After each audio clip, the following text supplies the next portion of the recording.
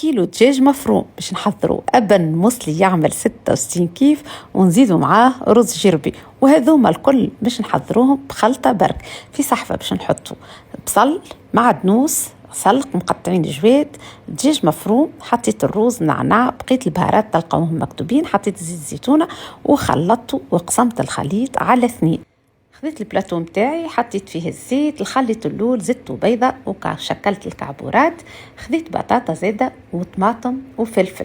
نصفوا توا كمية الطماطم كيما شفتوا في الفيديو، نحطوا عليها الكعابر من الفوق وزينتها بالبطاطا والفلفل. باش نحضروا توا في صحفة نحطوا ماء، حطيت زيادة طماطم معجونة، حطيت فلفل أحمر، فلفل أكحل، ملح، كركم، وخلطها نصبوها على المصلي متاعنا، نغطيوه وندخلوه للفور.